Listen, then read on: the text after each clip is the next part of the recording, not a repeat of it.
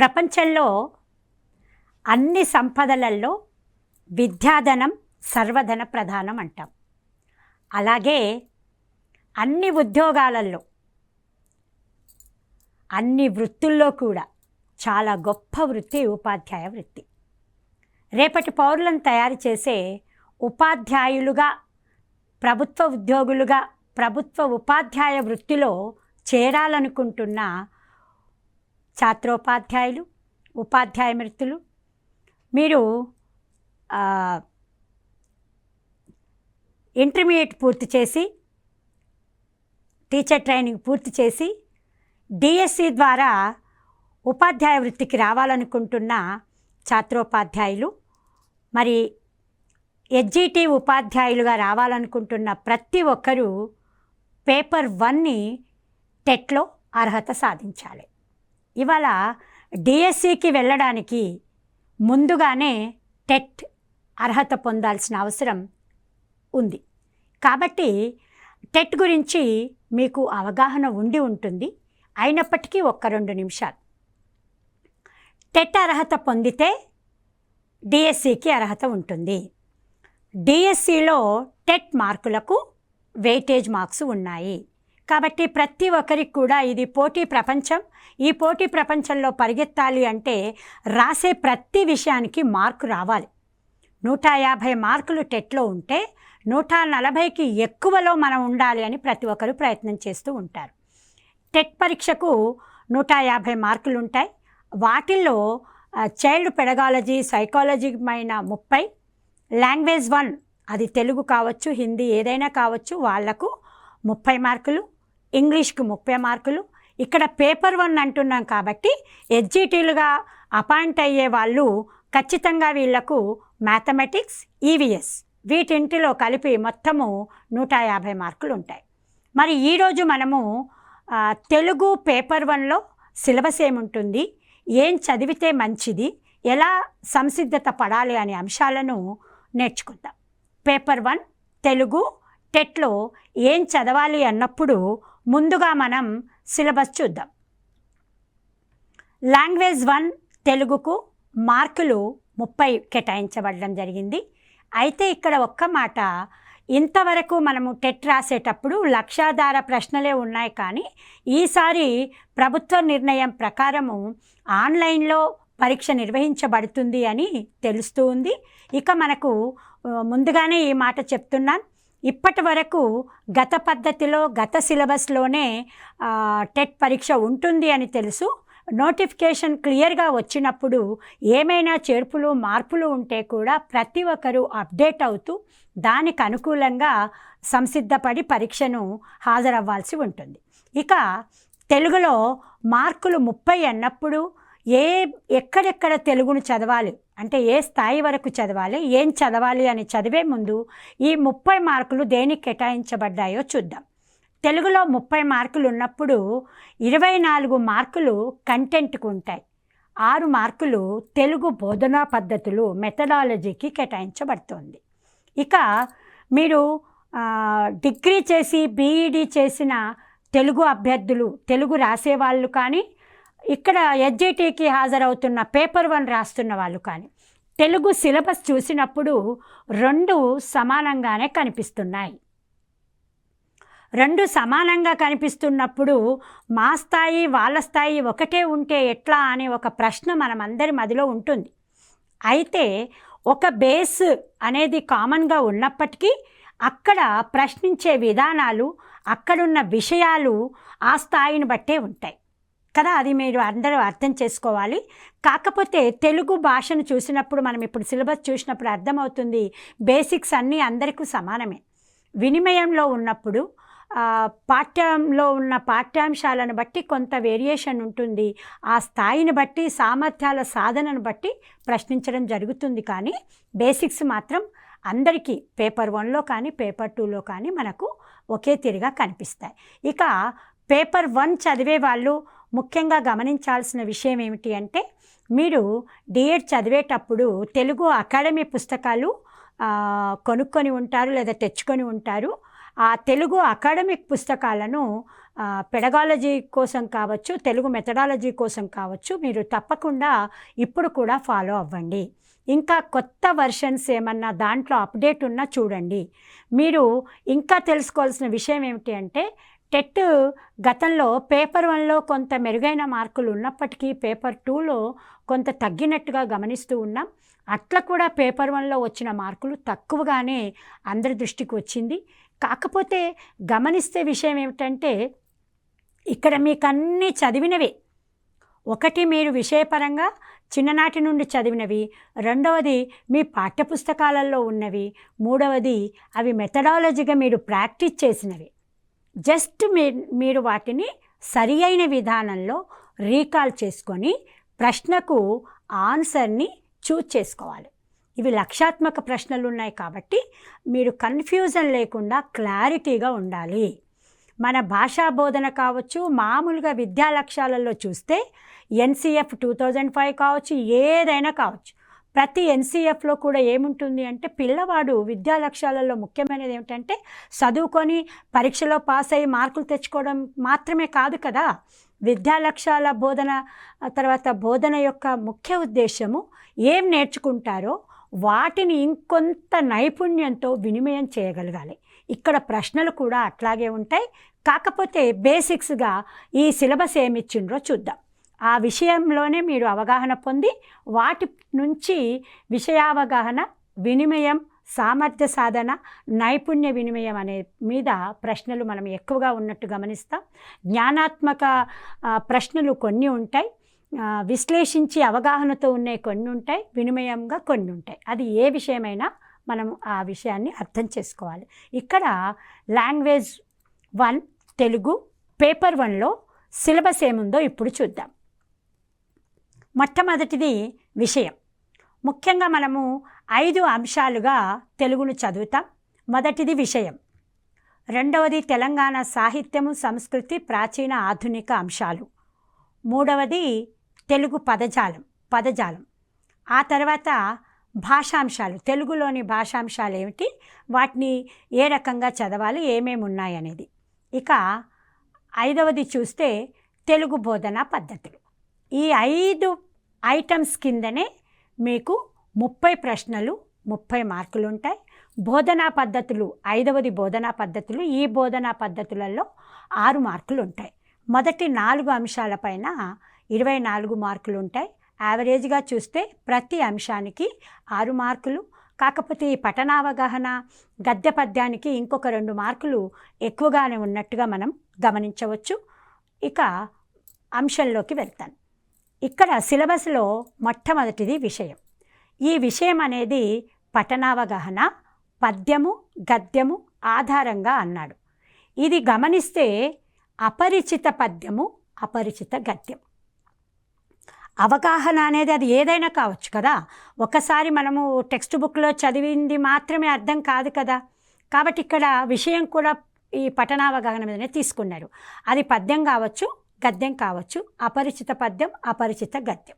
ఇక కరెక్ట్గా గమనిస్తే ఇవి మనము సృజనాత్మక రచనలోనో లేకపోతే రెఫరెన్స్ పుస్తకాలలోనో డైలీ పేపర్లోనో మన తెలుగు సాహిత్య గ్రంథాలలోనో చదివినవే ఉంటాయి.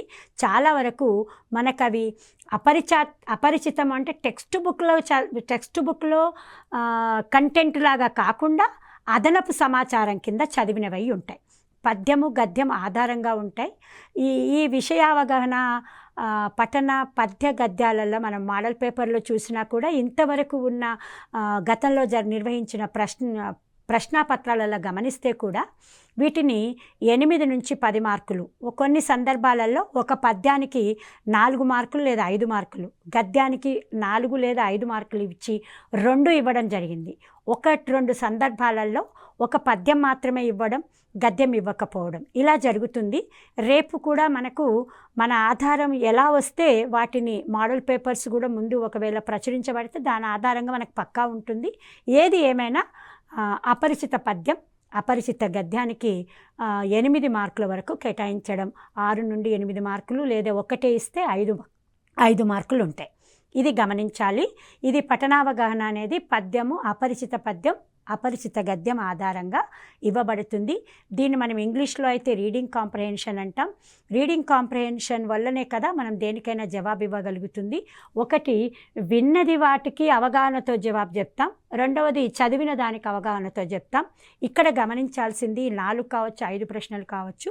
ఒకటి డైరెక్ట్గా ఉండవచ్చు, జ్ఞానాత్మక ప్రశ్నలాగా, కానీ ఎక్కువగా అవగాహన, లక్ష్యాత్మక వినిమయం మీదనే ఉంటున్నాయి. ఇఫ్ నువ్వైతే ఏం చేస్తావా అనే ప్రశ్నలు మామూలుగా రాయడంలో ఉంటాయి, కానీ ఇక్కడ కూడా మనకు కొంత సొంత డెసిషన్ వినిమయం కూడా ఉండే అవకాశం ఉంటుంది. ఇట్లా ప్రశ్నలు కూడా ఏ రకంగా వస్తాయి అనేది కొంత మనసుకు అవగాహన ఉంటే అక్కడ మ్యాటర్ని బట్టి చదివి జవాబు చెప్పవస్తుంది. ఇది మొట్టమొదటిది విషయం.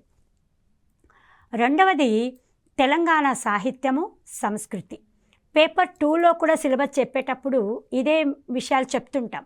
మరి ఏంటి వేరియేషను అంటే, స్టాండర్డ్ 1వ తరగతి పిల్లవాడు కూడా వింటాడు, మాట్లాడతాడు, రాస్తాడు. 4వ తరగతి పిల్లవాడు, వీటిని కూడా నేను డీటెయిల్గా మళ్ళీ మీకు చెప్తాను. ఇక్కడ తెలంగాణ సాహిత్యము, సంస్కృతి అన్నప్పుడు తెలంగాణలో ప్రాచీన సాహిత్యం ఉంది, ఆధునిక సాహిత్యం ఉంది. తెలంగాణ ప్రత్యేక రాష్ట్రము ఏర్పడేటప్పుడు జరిగిన కొన్ని పరిణామాల వల్ల తెలంగాణ సాహిత్యానికి, తెలంగాణ ప్రతి అంశానికి ఒక ప్రశస్తి వచ్చింది. వాటిని మనం ప్రత్యేకంగా మన పాఠ్యపుస్తకాలలో రూపొందించుకున్నాం. 2015లో రూపొందించుకున్న పాఠ్యపుస్తకాలలో తెలంగాణ కవుల గురించి, తెలంగాణ కవయిత్రులు, కవులు అంటే కవులు, కవయిత్రులు, రచయితలు అందరూ ఉంటారు. నూతన పాఠ్యపుస్తకాలలో వీళ్ళందరి గురించి ఉంది. అవే కాకుండా ఈ పాఠ్యపుస్తకాలలో ఉన్న ఇతర తెలుగు కవులు, రచయితలు, అంటే తెలుగు సాహిత్యము ఈ తెలంగాణ రాష్ట్రము వచ్చినంగానే కాదు కదా. ఆంధ్ర రాష్ట్రము, తెలంగాణ, తెలుగు ప్రజలు ఎక్కడున్నా కూడా తెలుగు కోసం పోరాడారు. తెలుగు కోసం మనం గత యుగాలుగా చూస్తున్నాం. ఆ సాహిత్యానికి సంబంధించి ప్రముఖులవి కొన్ని ఇక్కడ ఉన్నాయి. కాబట్టి తెలంగాణ సాహిత్యము, సంస్కృతి ప్రాచీనం, ఆధునికంలో 2015లో రూపొందించిన పాఠ్యపుస్తకాల ఆధారంగా చదవాల్సిన అవసరం ఉంది. అయితే పేపర్ 1 చదివే వాళ్ళు మరి ఏ పుస్తకాలు చదవాలి అంటే, 1 నుండి అప్పర్ ప్రైమరీ వరకు, సెకండరీ లెవెల్ స్టార్ట్ అయ్యే వరకు చదవడం మంచిది. అయితే 1, 2 కేవలం వర్ణమాలలు, వాటి యొక్క పొల్లులు, అచ్చులు, వాటితో పాటు గుణింతాలు, ఒత్తులు, వాటి మీద ప్రాక్టీస్గా ఉంటున్నాయి. కాబట్టి 3వ తరగతిని బేస్గా తీసుకోవడం జరిగింది.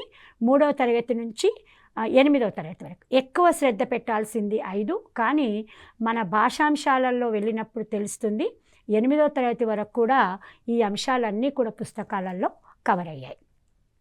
ఇక ఇవి కాక ఏం చదవాలి? తెలంగాణ సాహిత్య సంస్కృతులలో సాహితీ ప్రక్రియలు, తెలుగు సాహిత్య ప్రక్రియలు చాలా ఉన్నాయి. ఇప్పుడు పాఠ్య పుస్తకాలను తీసినప్పుడు మనకు అర్థమవుతుంది. అక్కడ మీకు మళ్ళీ పరిచయం చేస్తాను. ఇక్కడ కళలేంటి, కళాకారులు ఎవరు, ముఖ్యంగా తెలంగాణ కళాకారులు, తెలంగాణలో జరుపుకుంటున్న వేడుకలు, పండుగలు. మనకి ఇక్కడ చూస్తే మన తెలుగు ప్రైమరీ పుస్తకాలను చూసినప్పుడు పిల్లల వర్ణమాలను పునశ్చరణ చేయడానికి బతుకమ్మ పాటలు పెట్టడం జరిగింది. సన్న జల్లుళ్ళు కోల్, ఇట్లా జల్లులు పడ్డప్పుడు ఏం జరిగింది అని, అమ్మవారు వేడుకలు, ఆ పాటల ద్వారా కూడా అచ్చులు, హల్లులు, ఒత్తులను తీసుకున్నాం. ఇట్లా మన పండుగలు, మన వేడుకలు, మనం ఆడుకునే క్రీడలేంటి, మనం పాడుకున్న పాటలేంటి, జానపద పాటలు ఎన్నో ఉన్నాయి. వానల్లు కురవాలే వానదేవుడా అనే పాటను మనం చూస్తాం. అట్లాగే క్రీడల మీద పాటలు, ఇవన్నింటిని కూడా, ఇవి ఎలా రాయబడ్డాయి, ఎక్కడి నుంచి వాటిని సేకరించాం, వీటన్నిటిపైన కూడా ప్రశ్నలు వచ్చే అవకాశం ఉంది. ఈ సందర్భంలో తెలంగాణ అనుకున్నప్పుడు ఈ మధ్యకాలంలో తెలంగాణ రాష్ట్ర గీతంగా, తెలంగాణ మాతృగీతంగా మనం జయ జయ హే తెలంగాణ మన అందశ్రీ గారు రాసిన పాట కూడా ఉంది. ఇట్లా అప్డేట్స్ ఏమన్నా ఉంటే కూడా మీరు యాడ్ చేసుకోవాల్సిన అవసరం ఉంది. ఇక 3వ అంశం పదజాలం. పదజాలంలో సామెతలు, జాతీయాలు, ఇవన్నీ మన నిజ జీవితంలో పుట్టేవి. ఏమంటారంటే పుంటికూర తిన్నా సరే పుట్టింట్లో ఉండాలి అని, అట్లా రకరకాలవి. కడుపు నిండినట్టుందమ్మా, కడుపు మంటలాగుందమ్మా, ఇట్లా కొన్ని ఇవి 2 అర్థాలు వస్తుంటాయి. వాళ్ళ జీవితంలో ఉన్న అనుభవాలను చూపించేవి కొన్ని జాతీయాలుగా వాడుతున్నాం, సామెతలు వాడుకుంటున్నాం, పొడుపు కథలు ఉంటున్నాయి. ఈ తెలంగాణ పదజాలాలు మాండలికాలు ప్రత్యేకంగా ఉన్నాయి. ఇక పర్యాయ పదాలు, నానార్థాలు, వ్యతిరేక పదాలు, అర్థాలు, ఉత్పత్తర్థాలు, ప్రకృతి వికృతులు, ఇవన్నీ కూడా ఈ పదజాలాలు సహజంగా మనకు పుస్తకంలో పాఠం రూపంలో మనం మాట్లాడే రూపంలో ఉంటాయి. కానీ ప్రత్యేకంగా చూస్తే వీటన్నింటికి అసలు ఇవంటే ఏమిటి, వీటికి కొన్ని ఉదాహరణలు. ఆ పాఠ్య పుస్తకంలో ఇవేమన్నా ఉన్నాయా, వాటి మీద శ్రద్ధ పెడుతూ చదివితే చాలు. మనం తీసుకునేటప్పుడు అట్లా కేటాయించుకొని ప్లాన్ చేసుకోండి, టైం కూడా ఉంటుంది. ఇంకొక విషయం కూడా చెప్పాలనుకున్నాను, టెట్ అవగాహనలో చెప్పాను. మీకు ఇంచుమించు 55 నుంచి 60 రోజుల టైం ఉంది. అటు డిఎస్సికి ప్రిపేర్ అయ్యే సిలబస్లో ఎక్కువ భాగం ఇందులో కూడా ఉంది కాబట్టి 2 వైపులా ఉపయోగపడేటట్టు చూసుకోండి. మొదటి ఏదైతే హార్డ్గా ఉందో వాటిని చదువుకొని ఆ తర్వాత మీరు గతంలో చదివి ఈజీగా ఉన్న వాటిని రివిజన్గా కూడా పెట్టుకోండి. ఇది ఇక తెలుగులో పేపర్ 1లో 3వది సిలబస్ ప్రకారం పదజాలం, 4వవి భాషాంశాలు. భాషాంశాలు అంటే అసలు ఇక ప్రైమరీ స్కూల్ టెక్స్ట్ బుక్స్ చూసినప్పుడు మనకు అర్థమవుతుంది. మొదటి తరగతి నుండి వర్ణమాలలు, ఆ తర్వాత అచ్చులు, హల్లులు, ద్విత్వాక్షరాలు, సంయుక్తాక్షరాలు, సంశ్లేషాక్షరాలు, అవి పిల్లలకు కూడా ఈ మధ్యకాలంలో మనము వ్యాకరణంలాగా చెప్తలేము, వినియోగంలోనే చెప్తా ఉన్నాము. అది మీరు గమనించుకోండి. అందుకే అన్నాను నేను, లక్ష్యాధారమైన ప్రశ్నలు కూడా వినిమయంలోనే ఎక్కువ అడుగుతూ ఉంటారు. ఇక వాక్యాలు, వర్గయుక్కులంటే ఏమిటి, అసలు పరుషాలేంటి, సరళాలేంటి, భాషా భాగాలేంటి, లింగాలేంటి, వచనాలు, కాలాలు, విభక్తులు, అవ్యయాలు, విరామ చిహ్నాలు, ఇవన్నీ చూస్తే మాటలు చాలా పెద్దగా ఉంది. అసలు లింగాలు అంటే ఏంటి, అసలు స్త్రీలింగం, పుంలింగం అవి ఏంటి, వచనాలు ఏ వచనాలు ఉన్నాయి, కాలాలు ఎన్నిటిగా కేటాయించాం, వాటికి ఒక్కొక్క 2 ఉదాహరణలు మీరు మనసులో పెట్టుకుంటే చాలు. పాఠ్యాంశాలలో పాఠాలలో వచ్చినవి సపరేట్గా మనము నోట్ చేసుకోవచ్చు, లేదా నోట్ చేసిన అంశాలు కూడా చాలా రకాలుగా దొరుకుతూ ఉన్నాయి, వాటిని తీసుకుంటే చాలు. ఇక విభక్తులు ఏందైతే మనం వాక్యం చేయలేము. వాక్యాలు ఏర్పడేటప్పుడు కూడా మనం కొన్ని అక్షరాలు పదాలుగా మారి అర్థవంతమైన కొన్ని పదాలు వాక్యాలుగా మారుతున్నాయి. ఈ వాక్యాలలో మరల సరళ వాక్యాలని అన్ని రకాలు ఉన్నాయి. కానీ ప్రతిదాన్ని ఒక టైటిల్గా చూసుకొని కొన్ని ఉదాహరణలతో పెట్టేసుకుంటే చాలా, అప్పుడు కన్ఫ్యూజన్ రాదు. ఇక విరామ చిహ్నాలలో మనం చూస్తే కామాలు, పులి స్టాపులు రాసేటప్పుడు ఎక్కడుంటాయి అనేది ఇప్పుడు మనం ఆడ రాయమంటలేడు, కానీ ఆ వాటిపైన ప్రశ్న అడిగినప్పుడు మనం గుర్తించగలిగి ఉంటే చాలు. ఇక సందులు చూసినప్పుడు తెలుగు సందులు, సంస్కృత సందులు, సమాసాలు, క్రియలు, సమాపక అసమాపక క్రియలు అంటే ఏంటి, వాక్యాలలో రకాలేంటి, ఆశ్చర్యార్థక వాక్యాలు, విద్వర్తక వాక్యాలు, ప్రశ్నార్థక వాక్యాలు, మనకు ప్రైమరీ టెక్స్ట్ బుక్స్లలో చూసినప్పుడు వీటన్నింటికి కొంత బేస్ మనకు కనిపిస్తూ ఉంది. ఆ తర్వాత తరగతి సెకండరీ లెవెల్ పెరిగినప్పుడు ఆ పాఠ్యాంశాలలో వీటిని పెంచుకుంటూ పోతూ ఉన్నారు. కాబట్టి అదే రకంగా బేసిక్స్ 2 వైపులా సిలబస్లో మనకు ఈక్వల్గా కనిపిస్తూ ఉంటాయి. ఇక కర్తని కర్మని వాక్యాలు, ప్రత్యక్ష పరోక్ష వాక్యాలు, ఏవైతే నిషేధార్థక వాక్యాలు ఉంటాయి, మరి ఇక అలంకారాలు, ఛందస్సు, ఇవైతే మనకు పాండిత్యానికి ఇవే మూలమవుతున్నాయి. ఒక పండితుడు పుట్టాలి అంటే సహజంగా అతనిలో పండితుడు మేల్కోవడానికి ఛందస్సు, అలంకారాలు బాగా ఉపయోగపడుతూ ఉంటాయి. వాటిని నేర్చుకుంటే ఇవి అని తెలుస్తుంది, కానీ సహజంగానే మనలో ఉద్భవిస్తూ ఉంటాయి. కాబట్టి వాటిని ఇది ఈ ఛందస్సు, ఈ అలంకారం, ఈ వాక్యం ఇలా అలంకారం అవుతుంది అనేవి కొంత గుర్తుపెట్టుకుంటూ ముందుకు సాగాలి. ఇక ఫైనల్గా 24 మార్కులు ఇప్పటి వరకు చెప్పింది జరుగుతుంది. చివరిది బోధనా పద్ధతులలో మీరు చదివిన డిఎడ్లో ఉంటుంది ఈ తెలుగు భాష పట్ల తెలుగు బోధనా పద్ధతులు. మరి భాష ఎందుకు, అసలు భాష యొక్క లక్ష్యాలు ఏమిటి, మీరు అక్కడ చదువుకొని ఉంటారు. ఆ తెలుగు భాష మనకు వినిమయం కోసము, మన యొక్క అభిప్రాయాలు చెప్పడం కోసం సహజంగా పుట్టింది. కాకపోతే భాష కూడా ఒక నదీ ప్రవాహంలాగా స్పందించే మనసుతో ముందుకు పోతూ మనం చూస్తే మన తాతల నాడు మాట్లాడిన భాషకు మన పిల్లలు, మన నెక్స్ట్ తరాలు మాట్లాడుతున్న భాషలో ఎన్నో భాషలు కలగలుపుగా వచ్చేస్తూ ఉంటాయి. ఇక ఒక్కొక్క దగ్గర కొన్ని మాండలికాలు కూడా ఉంటాయి. ఇవన్నీ కూడా మరి ఇట్లా మాతృభాష అంటే ఏమిటి, అసలు భాష యొక్క లక్ష్యాలు లక్ష్యాలు ఏమిటి, ఈ భావనలు ఏముంటాయి. భావనలు చాలా ఉండవచ్చు, కానీ ఒక ఉపాధ్యాయుడిగా మీరు మారుతున్నప్పుడు ఈ లక్ష్యం కావచ్చు, సామర్థ్యాలు కావచ్చు, నైపుణ్యాలు కావచ్చు, అది తరగతి గదికి అన్వయించబడాలి. బేసిక్గా చదివిన వాడైనా చదువు చెప్పేవాళ్ళైనా గమనించాల్సింది ఏమిటి, విద్యా లక్ష్యాలు ఏమున్నవి, ప్రత్యేకంగా ఈ భాషను బోధించడంలో లక్ష్యాలు ఏమున్నది. ఆ లక్ష్యాలు సాధించడం కోసమే అభ్యసన ప్రక్రియ అనేది జరుగుతుంది. ఇది గమనించాలి. ఈ అభ్యసన ప్రక్రియలో ఏ ఏ నైపుణ్యాలు నేర్పుతున్నాం, దాని ద్వారా పిల్లవాడు ఏ సామర్థ్యాలు సాధించాడు, అది తరగతి గదికి ఎట్లా అన్వయిస్తాం. వీటిల్లో మనకు ఈ ట్రైనింగ్ చేసిన ప్రతి ఒక్కరికి తెలిసి ఉంటుంది, ప్రణాళిక రచన అనేది చాలా అవసరం ఉంటుంది. ఇప్పుడు ఏం పని చేసినా, ఏ పాఠం చెప్పినా, మనం ప్రిపేర్ అయినా ఒక ప్రణాళిక రచన అనేది ఉండాలి. అంటే అది ఇమీడియట్గా చేసేది అంటే పీరియడ్ ప్లాన్స్ అంటాం, తర్వాత యూనిట్ ప్లాన్స్ అంటాం, వార్షిక ప్లాన్ అంటాం. అట్లా మనిషి జీవితంలో కూడా ఇమీడియట్గా లక్ష్యాలు ఉంటాయి, సుదీర్ఘ లక్ష్యాలు ఉంటాయి. వీటన్నింటినీ సాధించుకోవడానికి ఒక ప్రణాళిక ఉంటుంది. ఆ ప్రణాళిక రచన సాధ్యం కోసమే మనం ఇక్కడ పాఠ్యగ్రంథాలు ఇక్కడ రాసుకుంటూ ఉంటాం. ఈ పాఠ్యగ్రంథాల ఆధారంగా మనము మన యొక్క సామర్థ్యాలు, నైపుణ్యాలను సాధించే ప్రయత్నంలో ఉంటాం. ఇక ముఖ్యంగా భాషా బోధనలో సాహిత్య ప్రక్రియలు చాలా ఉన్నాయి. భాషలో ఒక్కొక్క సాహిత్యానికి ఏ ప్రక్రియ వాడుతున్నాం, ఆ నైపుణ్యం ఎట్లా సాధిస్తామనేది. ఇక బోధనాభ్యసన సామగ్రి మనకు టీఎల్ఎం అంటున్నాం. ఈ మధ్యకాలంలో నిరంతర మూల్యాంకనం అనేది వచ్చింది. డిజిటల్ యుగంలో ఉన్నాం మనం. ఇంకా ఎన్నో సామగ్రులు కూడా వస్తూ ఉన్నాయి, కాబట్టి కొంత వీటి మీద కూడా దృష్టి పెట్టుకోండి. ఈ నిరంతర సమగ్ర మూల్యాంకనంలో నిర్మాణాత్మక మూల్యాంకనం అంటున్నాం, సంగ్రహణాత్మక మూల్యాంకనం అంటున్నాం. ఒకప్పుడు పరీక్ష పాస్ అయితే చాలు. ఒకప్పుడేమో చాలా సంవత్సరాలు 1970s ముందు చూస్తే పరీక్షలో ఫెయిల్ అయితే ఫెయిల్ అయినట్టే. ఆ తర్వాత అటెండెన్స్ను బట్టి వాడిని పాస్ చేయడం, నాన్ డిటెన్షన్ మెథడ్ వచ్చింది. ఆ తర్వాత కేవలం పరీక్ష పాస్ అయితే చాలు అనుకున్నాం.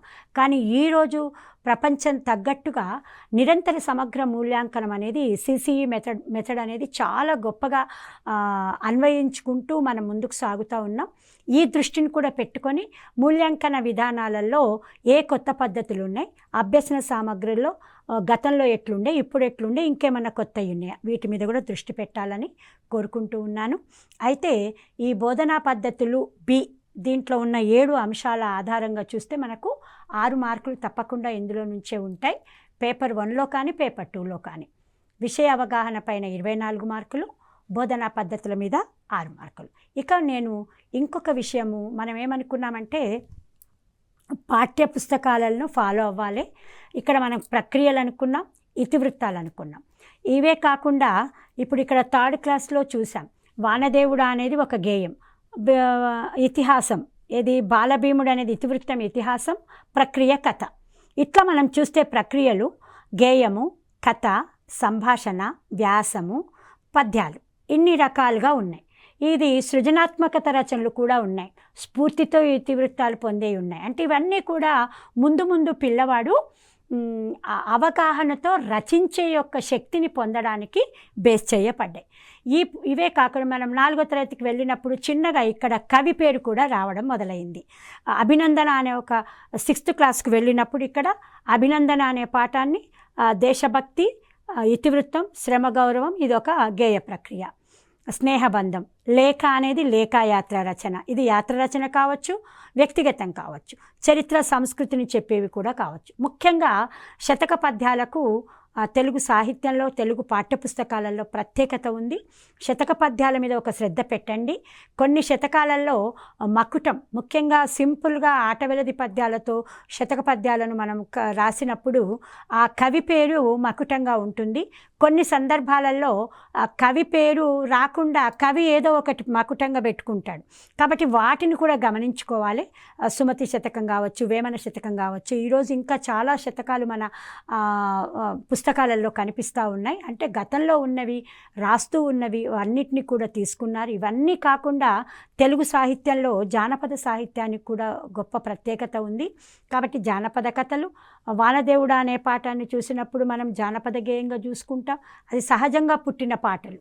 ఇట్లా ఇవన్నీ కూడా చూస్తాం. సో ఇతివృత్తాలు, ప్రక్రియలు, కవులు రచయితలు మనము పాఠ్యపుస్తకాల ఆధారంగా చూసుకోవాలి. 1 నుంచి 5వ తరగతి వరకు పుస్తకాలను గమనిస్తే జాబిలీ పేరుతో ఉంటాయి. జాబిలీ 1, జాబిలీ 2, 4, 5. అట్లాగే 6వ తరగతి నుంచి గమనిస్తే నవవసంతం లాగా వచ్చి అది 8వ తరగతి వరకు ఉంటుంది. నవవసంతం 1, 2, 3. ఆ తర్వాత 10వ తరగతిని గమనిస్తే మనం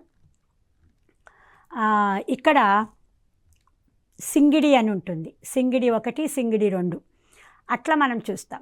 ఇక ఇవన్నీ కాకుండా మనం బోధనా పద్ధతులు చెప్పినప్పుడు లక్ష్యాలు చెప్పినప్పుడు ఒక మాట అన్నాను నేను. ఏంటి అంటే సామర్థ్యాలు బోధన లక్ష్యాలు మనకు ఆధారమై ఉండాలి అన్నప్పుడు పుస్తకాలలో గమనిస్తే 1వ తరగతి 2వ తరగతి ఈ పిల్లలు సాధించాల్సిన సామర్థ్యాలు వినండి, మాట్లాడండి, చదవండి, రాయండి, సృజనాత్మకత.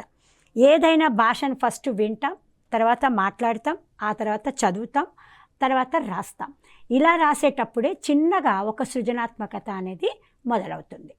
ఇక మనం జాబిలి ఒక్కొక్క స్థాయిని చూస్తే 5వ తరగతికి వచ్చే వరకల్లా పిల్లవాడు ఈ 5 లక్ష్యాలే కాకుండా అంటే వినడము, మాట్లాడడము, చదవడం, రాయడం, సృజనాత్మకతతో పాటు ప్రాజెక్టు పని చేసే లెవెల్కి ఎదుగుతాడు.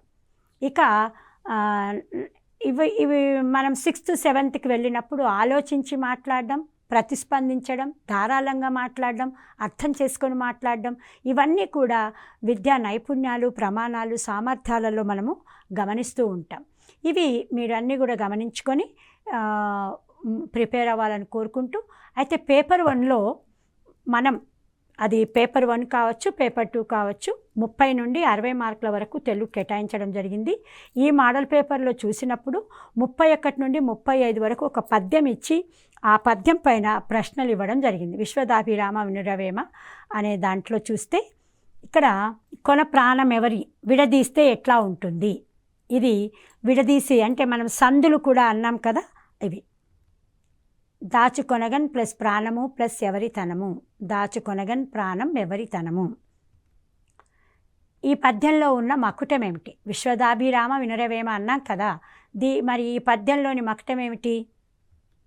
విశ్వదాభిరామ వినురవేమ.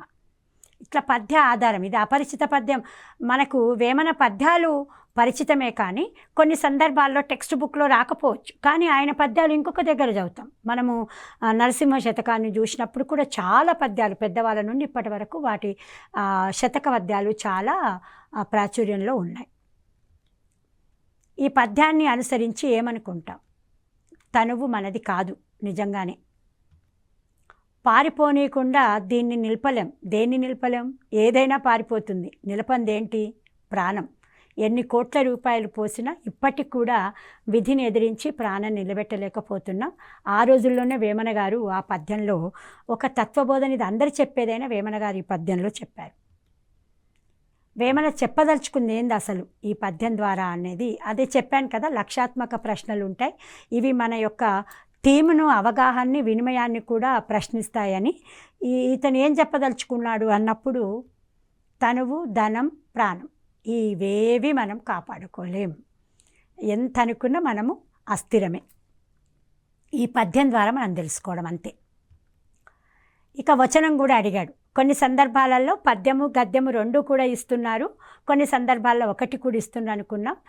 ఇక్కడ చూస్తే పిల్లలు అర్థం చేసుకోవడానికి వీలుగా ఉండే పుస్తకాలు అని కొంత పుస్తకాల పైన ఈ గద్యం అడిగారు. దీంట్లో కూడా ప్రశ్నలు చక్కగా ఇచ్చారు. పిల్లలు ఇష్టపడేవేమిటి మనకిచ్చిన వ్యాసం ఆధారంగానే కాస్త 1కి 2 సార్లు చదువుకుంటే అర్థమవుతుంది. బాగా పిల్లలు ఇష్టపడేవేమిటి అంటే ఇక్కడ ఆనందంతో భావ వ్యక్తీకరణతో చదివే పుస్తకాలు. ఈ వ్యాసకర్తకు అంటే ఈ వ్యాసం రాసిన వాడు ఆ వ్యాసంలో ఉంది. ఇక్కడ 37 Odyssey for boys and girls అన్నారు. చాలామంది టీచర్ల భావన ఉంటుంది. ఏంటి అసలు ఏం భావన ఉంటుంది? 1వ తరగతి పిల్లలకు the Odyssey for boys and girls పుస్తకం అర్థం కావడం చాలా కష్టమని అనుకుంటారు. కానీ అది కొంతవరకు ఏ పుస్తకమైనా సరే వాళ్ళు అర్థం చేసుకుంటూ ఆనందించేటప్పుడు ఈజీగా అర్థం చేసుకుంటారు.